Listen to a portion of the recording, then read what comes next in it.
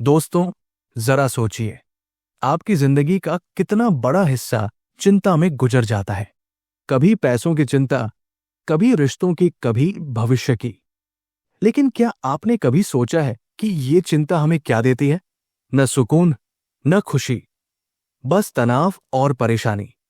आज हम बात करेंगे डेल कार्नेगी की मशहूर किताब stop worrying and start living की, जो हमें सिखाती है कि कैसे चिंता को छोड़कर जिंदगी को पूरे आनंद और आत्मविश्वास के साथ जिया जाए। अगर आप भी एक हल्का, खुशहाल और तनाव मुक्त जीवन जीना चाहते हैं, तो इस वीडियो को अंत तक जरूर देखिए। क्या आपको पता है कि हमारे विचार ही होते हैं जो हमारा भविष्य को बेहतर बनाते हैं? जिस तरह के विचार हमारे मन में चलते हैं, उसी के हिसाब से ही हमारी जिंदगी चलती रहती है। इसलिए जरूरी है कि हम अपने दिमाग में, या यूं कहें कि हमें अपने मन में ऐसे विचारों को लाना चाहिए जो हमें आगे बढ़ने की तरफ ले जाएं।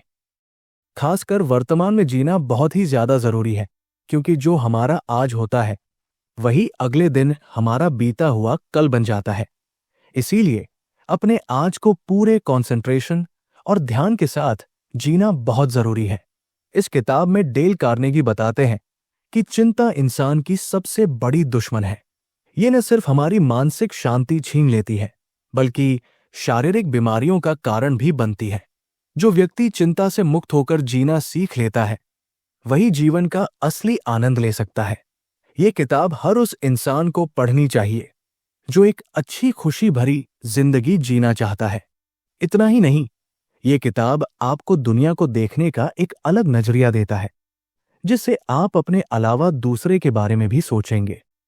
ऐसी कौन सी चीज है जो आपको परेशान कर रही है, जो आपको खुशी से अपनी जिंदगी जीने नहीं दे रही और बार बार आपको टेंशन दे रही है?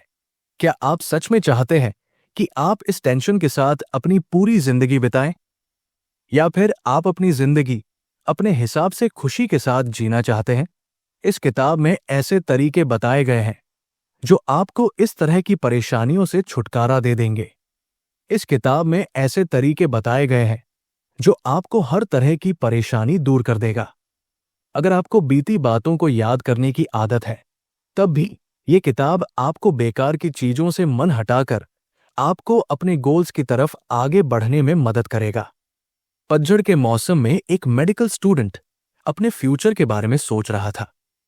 इस दौरान उसके दिमाग में कई सारे सवाल आ रहे थे, जैसे मैं एग्जाम में पास हो भी पाऊंगा या नहीं, और एग्जाम पास करने के बाद उसे कौन से कॉलेज में जाना चाहिए।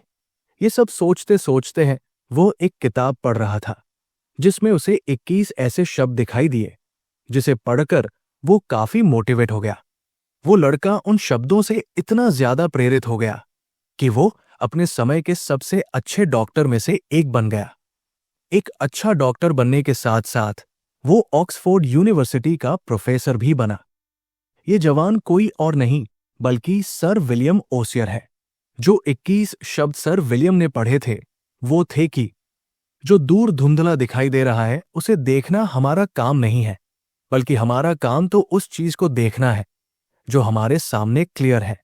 इसका मतलब यह है कि हमें फ्यूचर के बारे में ज्यादा ना सोचते हुए उन कामों पर ध्यान देना चाहिए जो हमारे सामने अभी है, क्योंकि जब हम अपने आज पर फोकस करते हैं तो हमारा आने वाला कल अपने आप ही बेहतर बनता चला जाता है। इसका मतलब ये बिल्कुल नहीं है कि आपको अपने फ्यूचर के बारे में नहीं सोचना चाहिए, बल्कि इसका मतलब है कि आपको अपने फ्यूचर के बारे में हर वक्त नहीं सोचना चाहिए, क्योंकि जब हम आने वाले वक्त के बारे में हर टाइम सोचना शुरू कर देते हैं, तब हम किसी भी काम को अंजाम नहीं दे पाते हैं। जब जीने की कोई वजह ना लगे, तब इंसान टूट जाता है। मिशिगन की मिसेज ई के शिल्ड को सुसाइड तक करने की नौबत आ गई थी। हुआ यूं कि मिसेज ई के शिल्ड के पति के मर जाने के बाद उनकी हालत काफी खराब हो गई थी और वो बहुत ही गरीबी की जिंदगी जी रही थी, जिसकी वजह से मिसेज ई के शिल्ड ने सोचा कि अगर वो अपना पुराना जॉब, जो कि किताबें बेचने का था, उसे कर लेती हूं तो उनका मन बहल जाएगा, साथ ही वो थोड़े पैसे भी कमा लेगी। लेकिन बिजनेस शुरू करने के बाद भी किसी ने उनकी किताबें नहीं खरीदी, जिससे हुआ यूं कि मिसेज ई के शिल्ड बहुत ही ज्यादा अकेला महसूस करने लगी थी। अकेलापन वैसे तो बहुत ही नॉर्मल नजर आता है, लेकिन ये बहुत ही खतरनाक बीमारी है, क्योंकि जब लोग अकेले रहना शुरू कर देते हैं तब अकेलापन उन्हें अंदर ही अंदर मारते चला जाता है। बिजनेस में कोई सक्सेस न मिलने के बाद और अकेला महसूस करने की वजह से मिसेज ई के शिल्ड बहुत ही होपलेस महसूस कर रही थी। मिसेज ई के शिल्ड अपनी जिंदगी से इतनी ज्यादा परेशान हो गई कि उन्होंने अपनी जान देने की कोशिश की। मिसेज ई के शिल्ड की हालत इतनी बुरी हो गई थी कि ना तो उनके पास खाने के पैसे बचे थे और ना ही अपने घर के रेंट देने के। इन सारी चीजों से तंग आकर मिसेज ई के शिल्ड ने सुसाइड करने का सोचा, लेकिन एक चीज जो उन्हें रोक रही थी वो थी उनकी बहन। मिसेज ई के शिल्ड जब भी मरने के बारे में सोचती तो उनके मन में उनकी बहन का ख्याल आ जाता। मिसेज ई के शिल्ड सोचने लगती कि अगर वो मर जाएगी तो उनकी बहन को बहुत दुख होगा, साथ ही उनकी बहन के पास फ्यूनरल तक करने के पैसे नहीं होंगे। ये सारी चीजें सोचते सोचते मिसेज ई के शिल्ड की नजर एक आर्टिकल पर गई जिसमें लिखा हुआ था कि समझदार आदमी के लिए हर दिन एक नया दिन होता है। मिसेज ई के शिल्ड को ये आर्टिकल इतना ज्यादा अच्छा लगा कि उन्होंने इस आर्टिकल को ऐसे जगह पर टांग दिया जहां उनकी बार बार नजर जाए। मिसेज ई के शिल्ड ने पास्ट को भूलकर और आने वाले कल की फिक्र को छोड़कर प्रेजेंट में जीना सीख लिया था। मिसेज ई के शिल्ड हर रोज सुबह उठकर खुद को याद दिलाती थी कि आज उनकी एक नई जिंदगी की शुरुआत है। ऐसा करने से हुआ है कि मिसेज ई के शिल्ड अपने अकेलेपन के डर और गरीबी के डर से बाहर आ गई। उन्होंने खुशी और पॉजिटिविटी के साथ जीना सीख लिया था। हम हमेशा अपने प्रेजेंट से दूर क्यों भागते रहते हैं? हम हमेशा अपने पास्ट या फ्यूचर के बारे में क्यों सोचते रहते हैं? प्रेजेंट यानी कि आज में जीना, यह आपको खुशी दे सकता है, क्योंकि पास्ट के बारे में सोचकर आपको दुख होता है या फिर फ्यूचर के बारे में सोचकर आपको चिंता होती है। लेकिन प्रेजेंट एक ऐसी चीज है जिसके बारे में सोचकर आप सिर्फ खुश रह सकते हैं। इसलिए कोशिश कीजिए कि हमेशा अपने प्रेजेंट के बारे में सोचें। रोमन में एक बहुत ही प्रचलित कहावत है, कार्पे डियम, जिसका मतलब दिन को भरपूर जियो। हर जगह सभी को वर्तमान में जीने के लिए कहा जाता है, इसलिए सभी को अपने आज में जीना चाहिए। जो भी बुरी यादें हैं, रिग्रेट्स हैं, उन्हें पीछे छोड़ दो। जो हो गया है उसे भूल जाओ। बीत गई सो बात गई। मतलब अपने पास्ट के बारे में सोच सोच कर परेशान होने का कोई मतलब नहीं है। और रही बात यूजर की, तो उसके बारे में भी सोचने का कोई मतलब नहीं है, क्योंकि जो होना रहेगा वो तो होकर ही रहेगा। आपने अपने पास्ट में क्या गलतियां की है? आपको किस बात का बहुत रिग्रेट है? इन सभी बातों को सोचने के बजाय आपको सिर्फ इस बात पर ध्यान देना चाहिए कि आज आपके सामने कौन कौन से काम हैं और इस वक्त आप कहाँ हैं। जो 24 घंटे आपको मिले हैं, आपको सिर्फ उसी के बारे में सोचना चाहिए। आपको सिर्फ इसी बात पर ध्यान देना चाहिए कि आप अपने 24 घंटे को कैसे अच्छा बना सकते हैं।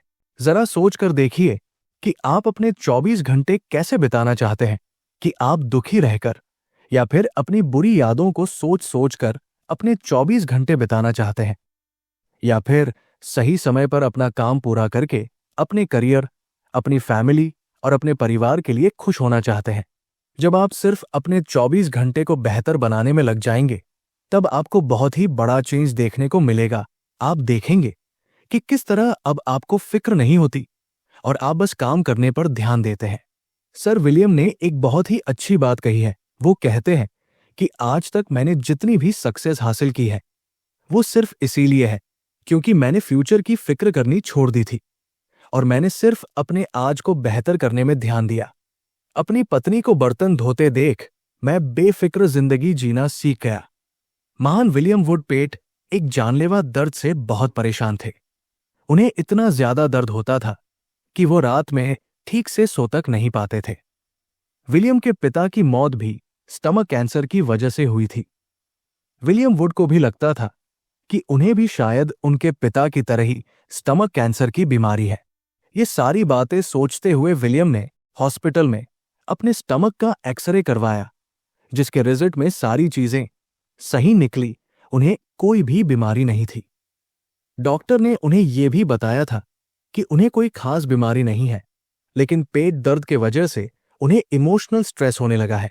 महान विलियम वुड पेट हर समय बिजी रहते थे, जिसकी वजह से वो हमेशा जल्दी में और अपने काम फिनिश करने की धुन में रहते थे, जिसकी वजह से उन्हें आराम करने का बिल्कुल भी समय नहीं मिलता था।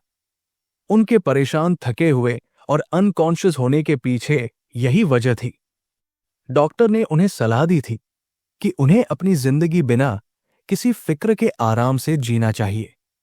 विलियम ने डॉक्टर की बात को मानी और उन्होंने हर बात की चिंता करना छोड़ दी।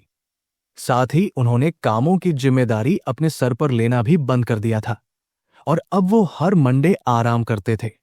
एक दिन जब वो अपनी ड्रेस साफ कर रहे थे, तब उन्हें अपनी डेस्क से कुछ जरूरी पेपर मिले, लेकिन अब वो उनके किसी काम के नहीं थे। जब विलियम बेकार के पेपर को डस्टबिन में फेंक रहे थे, तभी उन्हें एक आइडिया आया। विलियम ने सोचा कि जिस तरह वो बेकार के पेपर को कचरे के डब्बे में फेंक रहे हैं, वैसे ही अपनी जिंदगी के बेकार चीजों को भी बाहर निकालकर फेंका जा सकता है। तो विलियम ने वैसा ही करने का सोचा। जब विलियम एक दिन कोई काम कर रहे थे, तब उनकी नजर उनकी पत्नी पर गई, जो बर्तन धोते हुए बड़े आराम से गाना गा रही थी।